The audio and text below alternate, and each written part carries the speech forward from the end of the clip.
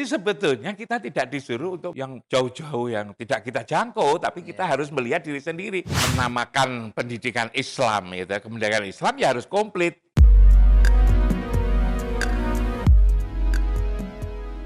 Assalamualaikum warahmatullahi wabarakatuh. Waalaikumsalam. Bismillahirrahmanirrahim. Alhamdulillahirrahmanirrahim. Assalatu wassalamu ala asrafil anbiya wal mursalin. Sayyidina wa maulana wa habibina Muhammadin wa ala alihi wa sahbihi ajma'in. Amma ba'd. Ya, alhamdulillah pada kesempatan kali ini kami sudah rawuh di dalamnya Profesor Dr. Haji Imam Suprayogo dalam keadaan sehat walafiat untuk membincangkan tentang pendidikan pendidikan Islam yang rahmatan lil alamin dan bagaimana menghadapi tantangannya di era global ini. Kita coba dulu Prof. Imam Suprayogo. Assalamualaikum Prof. Waalaikumsalam, makasih. Terima kasih kesempatannya ini Prof bisa. Saya juga senang bisa ngobrol-ngobrol tentang pendidikan Islam ini. Baik Prof, tentang pendidikan Islam yang rahmatan lil alamin itu menurut jenengan bagaimana Prof? Pendidikan Islam itu ya semua rahmatan lil alamin sebetulnya. Islam itu sendiri rahmatan lil alamin. Nah, bagaimana Islam memberikan rahmat kepada itu semua? Seringkali orang mengatakan bahwa Islam itu memberikan untuk seluruh alam ini.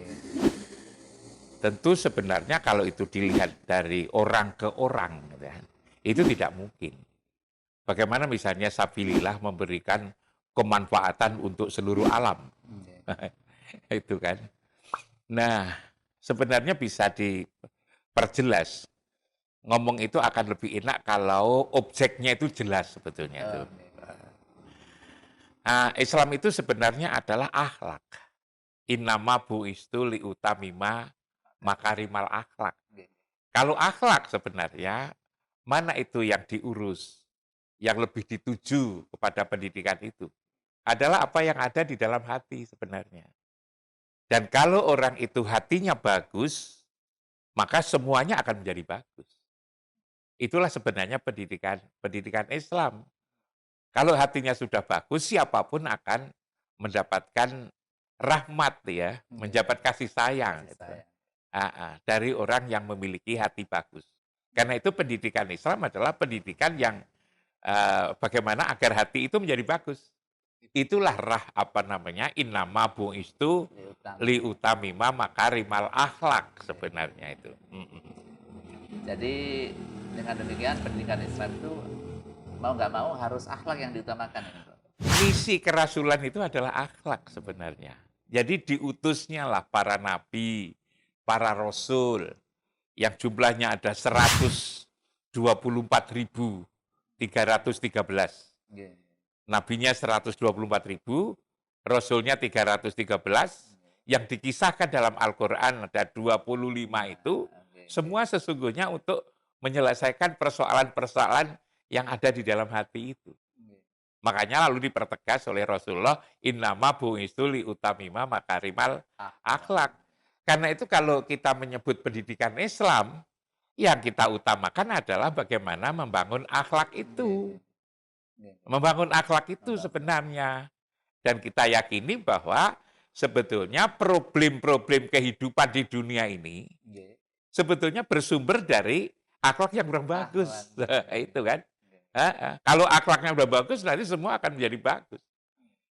Hidup itu kan menjadi mahal karena akhlaknya tidak terpelihara. Ada korupsi, ada nepotisme, ada kolusi, tipu-menipu, itu kan. Lalu kemudian ada fitnah memfitnah, hasud menghasut, iri, dengki, itu kan yang akan diperbaiki oleh akhlak sebetulnya. Dan kalau itu hilang, maka sebetulnya hidup menjadi mudah. Hidup menjadi susah, menjadi mahal, itu kan karena ada tipu-menipu. Itu kan, ada tipu-menipu, ada hasud mensasut, ada saling tidak percaya, gitu kan. Suudzon, itu sebetulnya itu yang akan dihilangkan. Dan untuk menghilangkan itu tidak ada. Kekuatan untuk menghilangkan itu tidak ada. Manusia tidak akan bisa menghilangkan itu. kecuali agama. Jadi agama itu sebetulnya adalah menjamah ya wilayahnya itu hal-hal yang manusia sendiri tidak bisa. Manusia sendiri tidak bisa. Kalau manusia sendiri bisa itu tidak perlu agama sebetulnya. Kalau manusia itu sendiri sudah bisa, itu tidak perlu agama. Misalnya hal-hal yang sifatnya physically, bisa menjadikan maju, bisa menjadikan HP yang bagus, menjadikan pesawat terbang yang bagus, yang lebih cepat. Itu apa perlu agama? Ternyata yang memproduk itu adalah negara-negara yang tidak ada agamanya. Atau paling tidak yang tidak peduli kepada agama. Seperti misalnya Korea, seperti misalnya Jepang, seperti China, seperti misalnya Perancis, Inggris, Belanda, Jerman, Amerika Serikat, lalu kemudian yang benci agama. Seperti misalnya di Rusia, saya kebetulan tahun yang lalu 2 kali datang ke Rusia sana. Membenci agama, tapi juga bagus ada fisikal itu. Lalu kemudian coba saya pergi ke negara-negara Amerika Latin. Di negara-negara Amerika Latin itu agama belum dikenal. Saya beri Kolombia misalnya, di Bogota itu, penduduknya sekitar 5 juta. Yang Muslim berapa? Baru 150. 150 keluarga yang Muslim. Tapi semua pertokoan, teknologi, lapangan terbangnya juga bagus sekali, ada agama. Jadi memang agama itu untuk memperbaiki itu. Innama bu'istu liutamima makarimal akhlak. Tapi apakah itu mudah? Sulit, itu tidak akan bisa dilakukan oleh orang ke orang untuk memperbaiki akhlak. Itulah perlu agama sebenarnya. Lalu itu dikemas, kalau kita ngomong pendidikan Islam itu bagaimana pengemasnya itu supaya bisa ke arah situ? Kalau kita menamakan pendidikan Islam, gitu, pendidikan Islam ya harus komplit. Harus komplit agamanya, sainsnya, teknologinya. Itu harus dikembangkan semua. Agama, sains, dan teknologi. Selama ini di negara-negara Islam di dunia itu lebih pada tataran mengembangkan agama. Sementara sains dan teknologi ditinggalkan. Karena itulah lalu negara-negara Islam kalah. Coba sekarang ini persaingan yang terjadi. Dan negara-negara Islam kalah. Kalah di bidang apa itu? Kalah di bidang sains dan teknologi. Karena itu lalu kemudian kita kalah. Karena itu kalah, maka secara politik kalah, secara ekonomi kalah, pendidikan juga kalah, dan seterusnya. Itu karena umat Islam tidak peduli kepada pendidikan sains dan teknologi yang dulu kita sebut sebagai pendidikan umum. Karena itu adanya SD Sabilillah itulah menurut saya menjadi tipe ideal. Si Sabilillah itu mengembangkan pendidikan agama yang merawat akhlak. Gitu kan?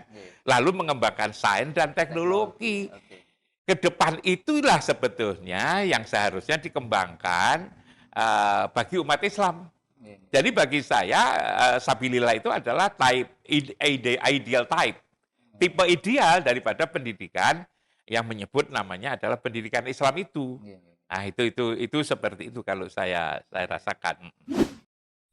Dengan demikian sebenarnya pendidikan Islam kalau dikembangkan secara seimbang antara agama, sains dan teknologi, ini mungkin bisa mengembalikan kejayaan intelektual. Memang, jadi seperti itu. Jadi kalau kita itu ingin menang bersaing, kita mengenali kekalahan kita itu selama ini di mana. Kesalahan kita itu sebetulnya di sains dan teknologi. Nah itu, karena itu kalau misalnya lembaga-lembaga Islam modern sekarang sudah mulai peduli pada itu nanti buahnya lama, 10, 20, 30 tahun yang akan datang, maka bisa bersaing. Sekarang bersaing apa? Bukan instan, Prof. Ya? Bukan, enggak bisa instan ya itu, tapi harus dimulai gitu kan, harus dimulai. Karena itulah maka menurut hemat saya, kita harus pintar-pintar mengemasnya. Bagaimana itu pendidikan agama, pendidikan sains, dan pendidikan teknologi. Selama ini, coba kalau sama lihat di negara-negara Islam, mulai dari di Yaman, lalu di Saudi Arabia sendiri, lalu kemudian di Irak, lalu kemudian Iran, sama lihat di Iran, sama lihat misalnya di ya, Sudan, sama lihat di Aljazair, kayak sama lihat di Mesir, mana-mana itu Mesir. Waktunya habis untuk mengkaji agama saja. agama itu, dan agama itu sebenarnya yang dikaji itu belum tentu itu agama sebetulnya. Hanya dipersepsi bahwa itu agama. Nggih, nggih. Sehingga lalu kemudian tatkala belajar begitu lama, belum tentu menghasilkan akhlak yang mulia tadi. Iya. Karena itu kita juga apa namanya, juga perlu merumuskan gimana pendidikan agama yang tidak sampai pada menghabiskan umur, ya kan? Nggih, Sehingga umur, tapi mendapatkan hasil yang bagus, yang akhlak karimah itu, gitu kan? Yang akhlakul karimah itu. Hanya problemnya adalah bagaimana membangun akhlakul karimah itu juga salah satu problem yang belum terjawab. Coba kita lihat misalnya, salah satu akhlak yang bagus misalnya jujur. nggih, nggih. Bagaimana mendidik kejujuran itu? Bagaimana mendidik kesabaran? Bagaimana mendidik keikhlasan? Biasanya guru-guru itu mencarilah ayat-ayat Al-Quran, hadis Nabi, Iya, suruh ngapalkan. nggih. Kalau lalu kemudian akhir program anak-anak sudah bisa hafal, ditanya itu sudah bisa menjawab, lulus, dikira sudah jujur. Padahal itu baru hafal, belum jujur gitu loh. Nah, itu. Jadi berbeda sebetulnya membuat jujur dan mengenal ayat-ayat tentang kejujuran. Membuat jujur itu berbeda dengan mengenalkan ayat-ayat Quran dan hadisnya tentang kejujuran. Sementara ini dikiranya orang yang hafal hadis dan ayat Quran tentang kejujuran itu jujur. Padahal bukan seperti itu. Lalu esensinya seharusnya bagaimana? Nah, sama. Itu kalau untuk memperjelas, tak katakan bahwa kalau anak kita itu lapar, anak kita haus, masa lalu kita carikan ayat Quran tentang bahwa lapar itu harus makan, lalu kemudian kulu wasrofu walatus ribu. Itu kan tidak. Kan lalu kemudian anak kalau sudah hafal kan juga tidak otomatis kenyang. Iya. Sama dengan ketika anak sudah hafal juga tidak otomatis jujur, kan begitu. Nah, lalu kemudian pertanyaan sampean gimana jadinya? Cobalah kita menjadi tidak jujur itu, apa namanya? Kita menjadi jujur, kita menjadi sabar, kita menjadi ikhlas. Jangan-jangan hal-hal penting tidak kita jadikan menjadi perhatian. Seperti misalnya, kita ini kan anak-anak apa tahu tentang dia? Tentang anak-anak, tentang dirinya sendiri. Jangan-jangan anak-anak itu juga tidak tahu. Jangan-jangan anak-anak itu diajari hal-hal di luar anak-anak. Diajari orang lain. Diajari alam yang lebih luas. Lupa diajari tentang bagaimana mengenal dirinya sendiri. Padahal betapa pentingnya kan. Mengenal diri itu betapa pentingnya kan. Wong orang yang tidak mengenal diri disebut tidak tahu diri. Orang tidak tahu diri itu kan orang paling jelek. Jangankan tidak mengenal, lupa diri saja itu jelek. Lupa diri. Iya, lupa diri. Menjadi lupa diri. Coba kalau menjadi seorang ibu lupa diri, tidak tahu diri. Ya kan? Jadi suami tidak tahu diri, ya kan? Lupa diri. Menjadi pejabat, menjadi guru, tidak tahu diri. Sehingga lalu masuk seenaknya sendiri. Serba menuntut tanpa tahu kewajiban. Gitu kan? Itu karena tidak tahu diri, karena dia lupa diri. Kenapa dia lupa diri? Karena tidak dikenalkan sejak kecil tentang dirinya sendiri. Gitu kan? Padahal Al-Quran itu juga menyuruh kita itu tidak untuk melihat orang lain. Justru disuruh untuk melihat diri sendiri. Bahkan melihat diri sendiri itu harus dilakukan sehari-hari.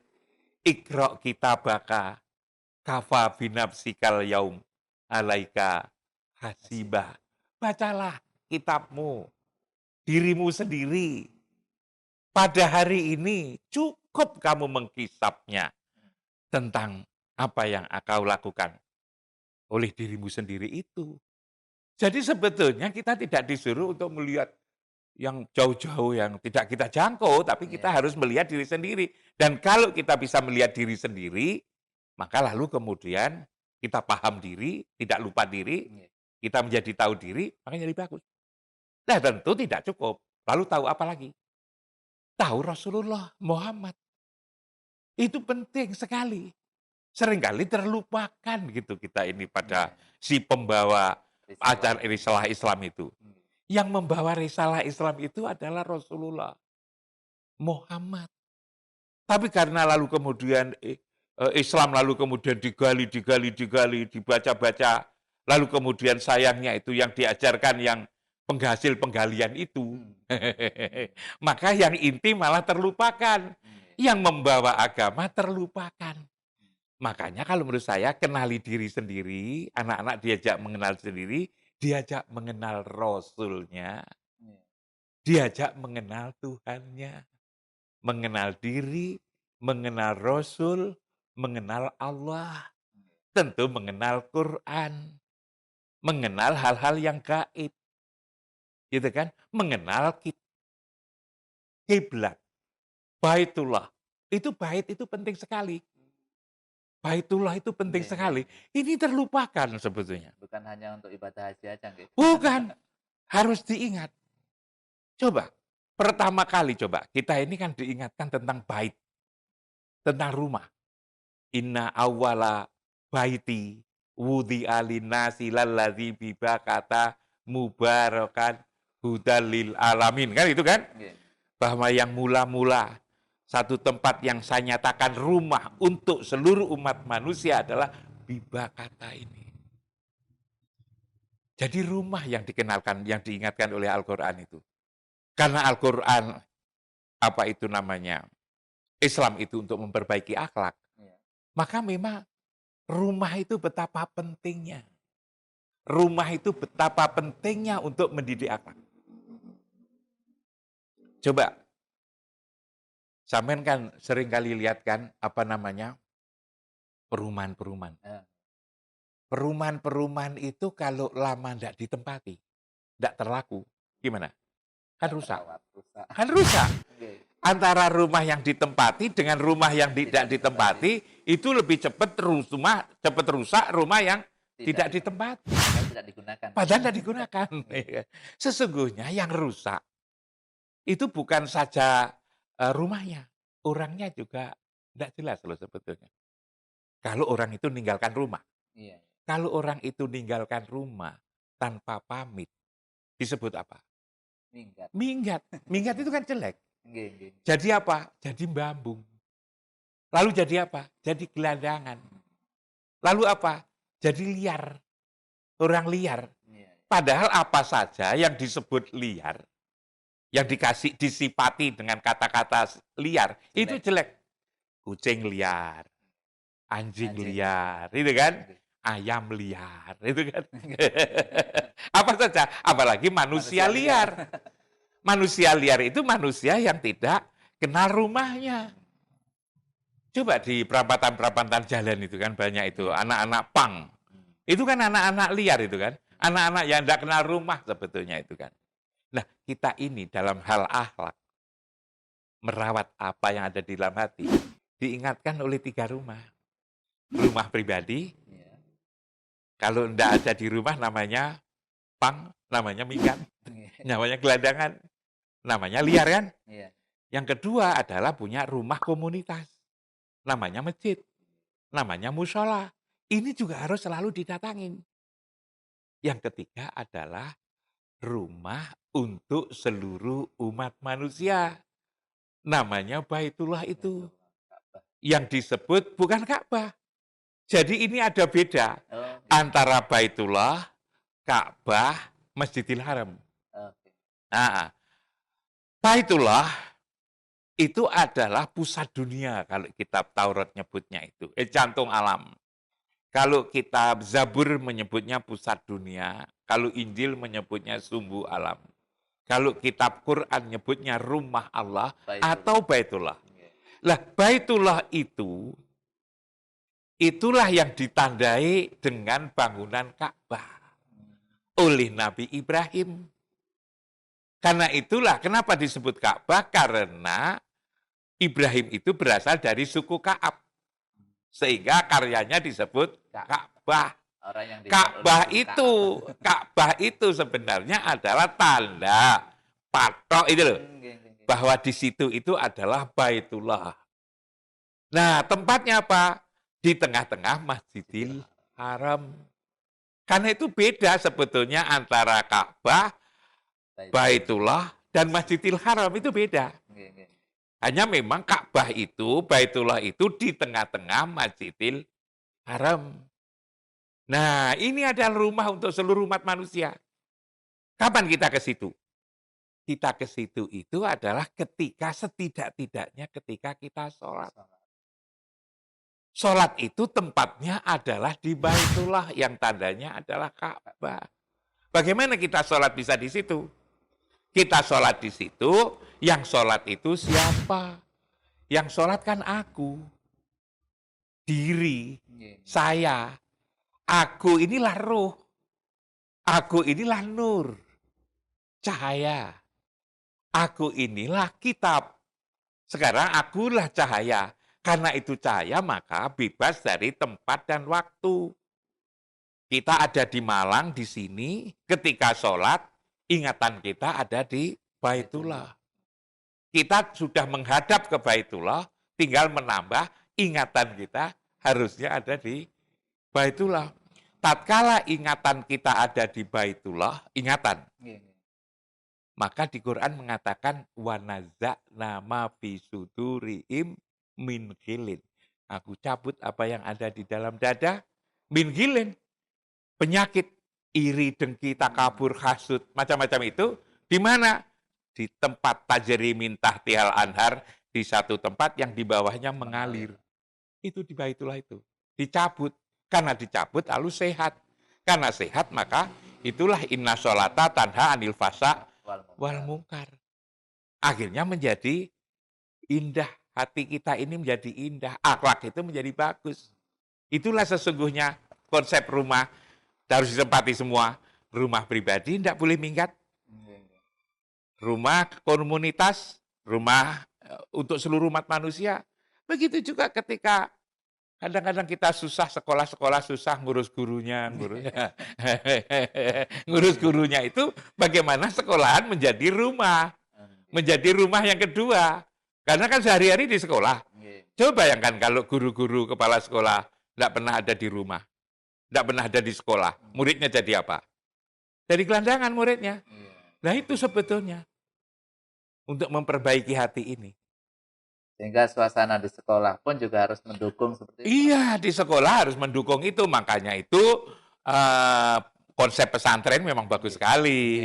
Bahwa guru itu apa kalau ayam itu ngangkerem ya kan. Harus di situ terus. Ya di situ terus. Harus di situ terus. Nah itu. Hanya lalu kemudian seringkali kalau saya di situ terus bagaimana hidup saya? Hidup ini kan pilihan. Kalau pilihannya jadi guru ya memang seperti itu. Guru itu kehidupannya. Kalau ingin kaya ya jangan jadi guru. Dan ini harus disadari oleh pendidik Islam. Iya, pendidikan Islam begitu. Kalau kita jadi guru itu kepingin seperti pengusaha besar, ya jangan jadi guru, jadilah pengusaha. Karena ini sudah menjadi pilihan, maka ya kita ambil berbagai macam risikonya. Total. Guru itu harus total, karena itu yang dididik itu apalagi hati ini. Itu kan membangun akhlak, apalagi namanya Islam, kan begitu. Lalu sekarang ini tantangannya bagaimana Prof di dunia global seperti ini pendidikan Islam? Kalau saya lihat sebetulnya kalau kita urai memang begitu banyak kan. Tapi memang yang paling susah itu zaman modern kayak gini mencari guru yang benar-benar guru. Iya kan? Guru kan banyak. Iya, mencari guru yang benar-benar guru. Nah, karena sama yang saya tanyakan kan pendidikan Islam. Kalau pendidikan matematika, pendidikan sains, teknologi, macam-macam itu kan ada pedoman. Gitu kan? Ada bukunya, ditatar, diajak lalu memahami bersama, lalu besok diajarkan. Kan itu kan? Iya, itu dilatih, itu kan bisa. Tapi kalau pendidikan akhlak nggak bisa.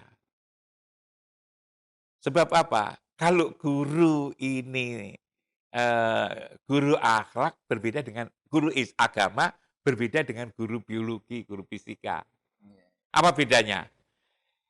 Agama itu lebih pada menyangkut rasa sebetulnya. Rasa. Karena itu sebelum mengalami jangan mengajarkan kalau agama. Iya. Belum merasakan. Sebelum merasakan.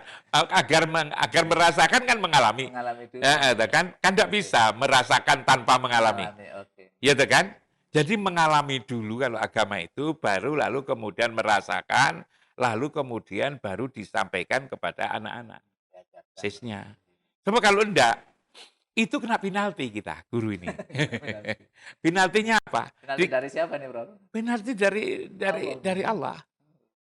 Kan atakmurunan nasa bil birri wa tansawna anfusakum wa antum tatlunal kitab afala ta'qilun. Mengapa engkau menyuruh orang lain berbuat baik? Kamu melupakan dirimu sendiri. Padahal kamu baca kitab. Apakah tidak punya akal kamu ini? Gitu kan? Ya ayyuhalladzina amanu lima taquluna ma la taf'alun. Kenapa kamu katakan sementara kamu tidak ngerjakan sendiri? Kabura maktan indallah antaqulu ma la taf'alun. Benci Allah karena kamu mengatakan sesuatu yang tidak kamu kerjakan. Apa kurang lagi ayat Quran yang kurang jelas daripada ini? Inilah beratnya jadi guru agama. Beratnya jadi guru agama. Tapi memang mulia. Guru agama itu mulia.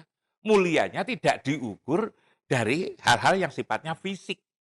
Materi. Bukan lalu mobilnya bagaimana, sepedanya, motornya gimana, rumahnya bagaimana. Sebab agama itu memang bukan itu, arahnya adalah akhlak. Tetapi tidak mulia di mata manusia akan menjadi mulia di mata Tuhan. Inna akramakum indallahi atqakum. Inilah sesungguhnya pendidikan Islam, karena itu lalu kemudian tidak mudah. Tidak mudah. Inilah perlu perjuangan tersendiri. Orang-orang yang terlibat di sekolah Sabilillah itu. Kalau ingin mendapatkan murid-murid yang lalu kemudian bisa menjadi pemimpin, menjadi manusia, menjadi pemimpin di masa depan yang diharapkan, didambakan itu bagaimana jujur, bagaimana ikhlas, bagaimana istiqomah, bagaimana dia untuk kepentingan orang lain, tidak untuk dirinya sendiri. Ya hal-hal yang besar memang harus lewat perjuangan yang keras, yang besar. Berjuang mesti harus berkorban. Berkorban menjadi guru agama dalam konteks untuk kehidupan dunia, padahal sesungguhnya dia lebih mulia kalau bisa ditunaikan sebaik-baiknya. Nah, karena itu menurut iman saya memang itu konsep pendidikan yang sangat ideal. Jadi pendidikan yang dimulai dari hati. Dan itu kalau di dalam Al-Quran ada konsep ulul albab itu. Alladzina yadhkurunallah qiyaman wa qu'udan wa ala junubihim. Itu kan ingat Allah tatkala berdiri, duduk, dan berbaring, itu kan akhlak. Gitu kan? Wa yatafakkaruna fi khalqis samawati wal ard. Orang yang selalu mikirkan penciptaan langit dan bumi. Sains kan? Lalu kemudian Rabbana ma khalaqta hadza batila, bahwa semua yang diciptakan itu diciptakan oleh Allah, tidak ada yang sia-sia kan? Agar tidak sia-sia gimana? Kan harus ada teknologi. Kalau tidak ada teknologi kan sia-sia semua. Kita punya tambang, kita punya laut, kita punya macam-macam menjadi sia-sia. Karena apa? Karena tidak ada teknologi. Tapi teknologi itu jangan kira menyelamatkan. Kalau itu tidak terkontrol, maka juga bisa menjerumuskan, mencelakakan manusia. Karena itulah lalu diteruskan ayat itu, subhanaka faqina adzabannar. Sehingga lalu Sabilillah itu ya indah sekali konsepnya sebetulnya. Indah sekali menurut saya.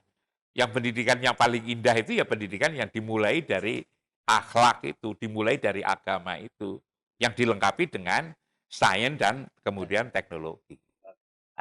Untuk dunia pendidikan Islam ke depannya di era global ini, apa yang harus dilakukan? Pembicaraan saya sejak awal dari akhir tadi ya membicarakan tentang dunia global ke depan.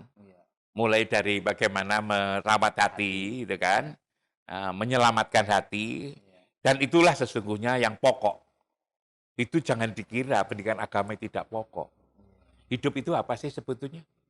Hidup itu kan agar nanti bisa kembali. Innalillahi wa inna ilaihi rajiun. Gitu kan? Nah, kembali yang mana? Kalau tubuhnya karena berasal dari tanah, maka akan kembali ke tanah, ke kuburan. Tidak perlu dikhawatirkan. Masuk ke kuburan lalu khawatir tidak nyampe. Wong nanti tidak jalan sendiri kan? Nanti akan diantar oleh tetangga. Karena itu tidak perlu khawatir. Yang dikhawatirkan itu adalah yang ruh. Yang summa sawahu wa nafakha fihi mir ruhihi. Aku sempurnakan dengan aku tiupkan ruh. Kan kalau Islam kan ada jasmani, ada ruhani.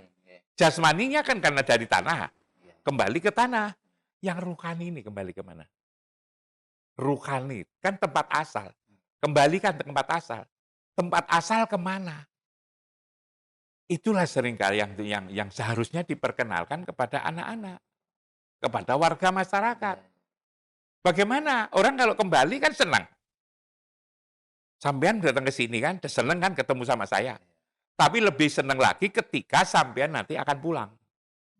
Tapi akan sampean senang ketika pulang sampean lebih senang kalau datang ke rumah saya sudah ada hasil. Tahu jalan menuju kembali. Jalannya lo tahu. Lalu tempat kembali juga tahu. Kalau jalan kembali sampean tidak tahu kan masih bingung. Kalau tempat kembali tidak tahu, sampean kan juga bingung. Apalagi lalu kemudian datang ke rumah saya tidak ada hasil.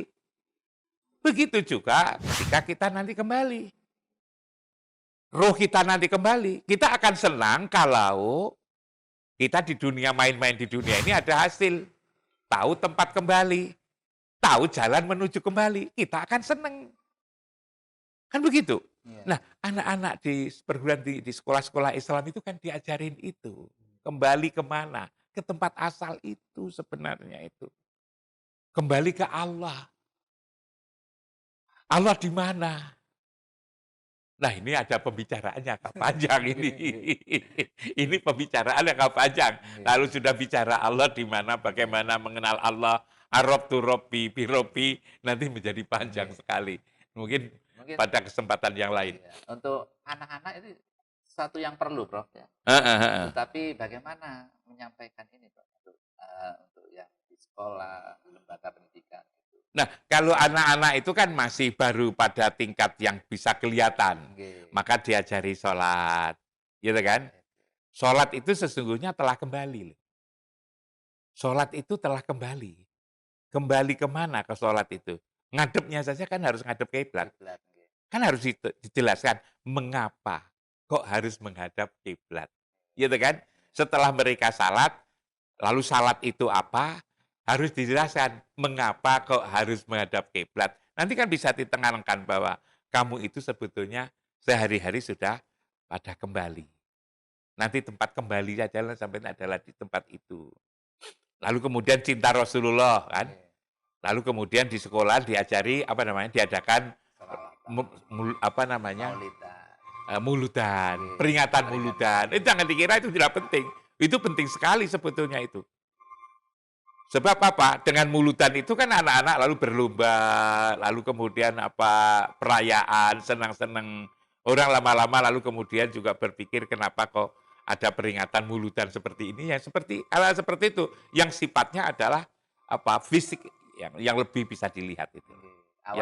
Awalnya dari situ. Tapi lalu kemudian ditambahin, diperdalam. Kenapa kok kamu sholat begini? Kenapa kok Rasulullah? Kenapa lalu kemudian kamu kok selalu harusnya komunikasi dengan Rasulullah? Innallaha wa malaikatahu yusholluna ala nabiyyi. Ya ayyuhalladzina amanu shollu alaihi wasallimu taslima. Diperkenalkan misalnya dari hal yang sederhana. Kalau kamu ingin menjadi politikus, sejak kecil perhatikanlah para politikus seperti apa. Nanti lama-lama kamu akan jadi bupati, jadi wali kota, jadi gubernur. Karena mereka itu coba sama lihat. Yang menjadi politikus, yang menjadi gubernur wali kota itu kan peduli pada itu. Kalau kamu ingin menjadi orang kaya, ya kumpullah dengan orang-orang kaya. Pengusaha, gitu kan? Kalau kamu ingin menjadi seniman, sejak sekarang kumpullah dengan para seniman. Nanti lama-lama kamu kan menjadi seniman. Kalau kamu ingin apa namanya ahli pelaut yang ulung, gitu kan? Maka cobalah kamu baca buku-buku tentang bagaimana laut itu, bagaimana menjadi pelaut. Itu nanti kamu ketua menjadi pelaut. Tapi yang tidak boleh, ya gitu kan? Kamu harus yang seharusnya bukan tidak boleh, yang seharusnya kamu jadi apapun harus punya akhlak yang mulia. Pertanyaannya bagaimana agar kamu menjadi orang yang akhlaknya mulia? Ya kumpullah dengan pemilik akhlak yang mulia. Siapa pemilik akhlak yang dimulia itu di dunia ini? Rasulullah. Caranya gimana kalau gitu? Bacalah sholawat. Apa ada dalilnya? Innallaha wa malaikatahu yusholluna ala nabi ya ayyuhalladzina amanu shollu alaihi wasallimu taslima. Bahkan kalau kamu ingin taat kepada Allah, taat pada Rasul. Mayuti Rasul, fakot atau Allah. Kalau kamu ingin disukai, disayang, dicintai oleh Allah, maka kul in kuntum tuhibbunallah fattabi'uni, ikuti saya. Saya siapa? Saya Rasulullah Muhammad. Nah, hal-hal seperti ini mulai yang sederhana-sederhana ini ditanamkan di hati mereka itu. Berarti yang memiliki peran penting dalam ini adalah guru. Guru memang. Guru itu maka guru itu harus melakukan dulu kan. Iya. Tidak saja bisa baca buku lalu kemudian diterangkan. Sebab agama itu bukan keterangan. Agama itu yang diterangkan itu. Agama itu bukan kata-kata, tapi yang dikatakan itu. Karena itu agama tidak saja mengajarkan berkata-kata, tapi membersihkan hati ini. Qad aflaha man tazakka wa dzakara isma rabbih fasholla. Untung orang yang mensucikan hati ini. Dengan apa? Dengan ingat dan sholat. Nah itu tadi kan, karena itu mulai dari anak-anak jangan melupakan sholat. Karena apa? Sholat itu sebetulnya ngikut Rasulullah di Baitullah. Tatkala dia berkumpul sehari-hari di situ, maka otomatis hatinya menjadi bagus. Dan tidak akan mungkin orang bisa menjadikan hatinya bagus. Kalau orang ke orang, tapi harus masing-masing orang. Karena itulah satu-satu harus bersolawat, harus ini lakukan sholat. Mungkin yang terakhir Prof, untuk motivasi untuk lembaga atau pendidikan Islam yang ada di Indonesia supaya betul-betul melahirkan generasi yang ulul albab ini, ini yang terakhir kita di Indonesia ini, bukan sabilillah. Seluruh. Gimana? Caranya gampang, tirulah sabilillah. Iya kan? Tirulah sabilillah. Tirulah. Jadikanlah sabilillah itu menjadi konsep untuk pendidikan Islam di Indonesia. Diuntingkan adalah akhlaknya, diuntingkan adalah sains dan teknologi. Sainsnya, teknologinya, gurunya dirawat, gurunya dihargain, gurunya diutamakan, manajemennya dibikin bagus, kan begitu kan? Lalu kemudian diajaklah bersatu bersama antara guru, wali murid, gitu kan? Murid dan siapapun yang terlibat di situ. Sebab pendidikan itu tidak hanya cukup hanya diomongkan, tetapi berpengaruh kepada seluruh ini. Kalau ini semua bersatu, maka bagus. Dan saya lihat, Sabilillah sudah lakukan begitu. Dan saya lihat Sabilillah lalu kemudian sudah menjadi perhatian di kota Malang ini. Karena Malang itu kota pendidikan, lalu kemudian Sabilillah itu muncul, ya kan? Sudah muncul di antara sekian banyak yang ada. Seperti misalnya MIN, adalah Tazkiyah, ada lagi macam-macam kan. Sudah barisan ke ini. Maka bagaimana ke depan? Tirulah yang sudah muncul-muncul bagus-bagus ini. Satu di antaranya Sabilillah itu kan. Kan begitu. Daripada nerangkan semua kan, lebih baik nunjuk kepada bendanya. Ada model. Ada modelnya. Itu. Oke, terima kasih Prof. Masih kembali. Mudah-mudahan tercerahkan. Mudah-mudahan ada gunanya. Baik pemirsa channel Sekolah Sabilillah yang berbahagia, demikian tadi dialog bincang-bincang kita dengan beliau Profesor Dr. Haji Imam Prayogo. Beliau ini seorang ulama, kiai dan juga praktisi pendidikan. Mudah-mudahan kita dapat mengambil hikmah dari ini semuanya semata untuk kemajuan dunia pendidikan Islam. Wallahul muwaffiq ila aqwamit thoriq. Assalamualaikum warahmatullahi wabarakatuh. Waalaikumsalam.